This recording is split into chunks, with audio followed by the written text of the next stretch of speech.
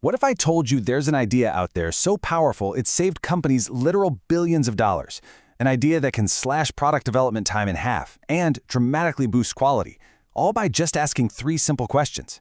Well, today, we're going to pull back the curtain on one of the most important and yet most overlooked concepts in the entire modern industry. Okay, to kick things off, just look at this. Back in the late 80s, a study of the auto industry found this, just a staggering difference in productivity.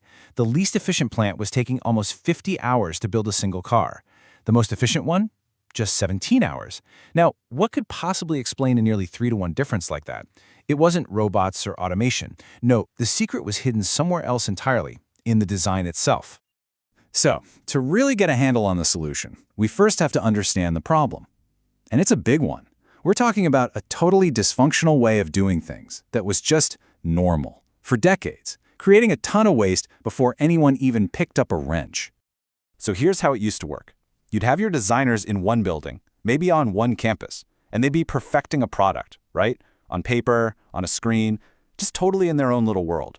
And when they were finally done, they'd basically just throw the blueprints over the wall to the manufacturing folks, and it was their job to figure out how to actually, build the thing.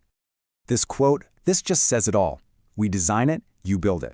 It captures that attitude perfectly. There was this massive disconnect, no collaboration, no feedback loop, nothing. The designers were the thinkers, the builders were the doers, and those two groups almost never talked. And the result of that? Well, you can probably guess. It was total chaos.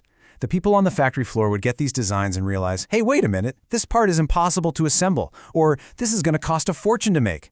And that meant expensive 11th-hour redesigns, huge delays, and a final product that was way more complicated and costly than it ever needed to be. So how do you possibly fix a problem that's so ingrained? Well, you don't just tell people to communicate better. You have to change the entire philosophy of design. And you do it with a framework that is so simple, it's revolutionary. And that new philosophy is called Design for Manufacture and Assembly, or for short, DFMA. The core idea is actually kind of wild.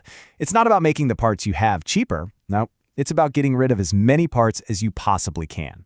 Because when you think about it, the simplest, cheapest, easiest part to make is the one you don't have to make at all. And this is the secret sauce. This is how you achieve that radical simplification. With DFMA, you take every single part in a design, every screw, every bracket, every casing, and you put it on trial. You ask it these 3 questions. 1. Does it actually move compared to the other parts? 2. Does it absolutely have to be made of a different material? And 3. Does it have to be a separate piece so you can put the thing together or take it apart later? And here's the kicker. If the answer to all 3 of those questions is no, then that part has no good reason to exist by itself. It's on the chopping block. It should either be combined with another part or eliminated completely.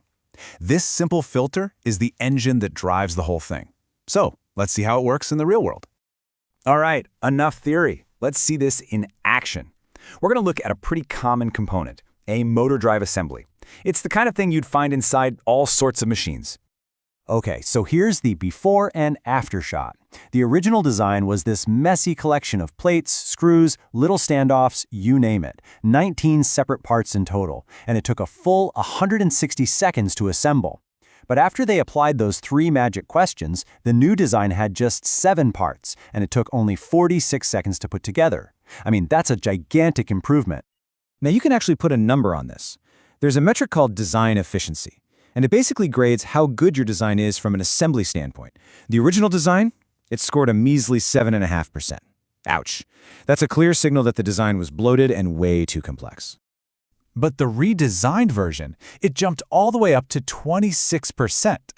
Now, that might not sound like an A+, but it is a more than 300% improvement in the quality of the design. And it's almost all because they got rid of parts that just couldn't justify their own existence. And of course, this hits the bottom line. The new design saved over $13 just on parts and almost another $1 on assembly labor. All told, that's nearly a $15 savings on a $35 part. Now, just imagine scaling that up across thousands and thousands of units. The numbers get big fast. But here's where it gets really interesting. The savings don't just stop with cheaper parts and faster assembly. Oh no. Getting rid of parts creates what I like to call the DFMA snowball effect. The benefits just start rolling downhill, getting bigger and bigger across the whole company. Let's do a quick lightning round of examples. First up, NCR. You know the company that makes cash registers, point-of-sale terminals? They use DFMA on a new product. And the results were just mind-blowing. 85% fewer parts, 75% less assembly time. But look at that last number, 65% fewer suppliers. See, fewer parts means fewer companies you have to buy from, less inventory you have to keep on a shelf, and less paperwork to shuffle around. That's the snowball effect in plain sight. Okay, next up, a simple computer mouse from a company called Digital Equipment. They decided to use DFMA to see how their mouse stacked up against the competition and find ways to get better. And one of the biggest changes they made?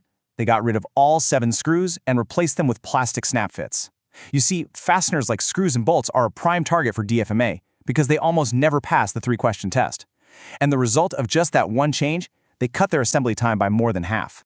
And now for the grand finale. This quote it says everything. Ford Motor Company went all in on DFMA for their super popular tourist cars. And the savings? They weren't in the thousands or even millions of dollars. They were over $1 billion with a B every single year. That right there is the absolutely staggering power of simplification when you do it at a massive scale. So you can see how this idea, which really just started as a clever way to make assembly lines run a little faster, has morphed into something so much bigger. A powerful new way to think about how we design pretty much everything. The real genius of DFMA is that its core logic, thinking about the end process right from the very beginning, is so incredibly flexible. The idea just keeps evolving. You know, back in the 80s, it was all about assembly. Then it grew to include overall manufacturing costs. Today, people are applying that exact same logic to things like serviceability, making products easier to repair, and even designing for disassembly and recycling. It's a philosophy that just keeps growing. And that really brings us to the most important point. This whole thing isn't just about screws and brackets. It's a mindset. It's a way of fighting back against our natural tendency to make things more complicated over time. Those 3 magic questions, you can apply them to anything. A business process, a software program, your weekly meeting schedule, even your morning routine. So I'll just leave you with this question to chew on.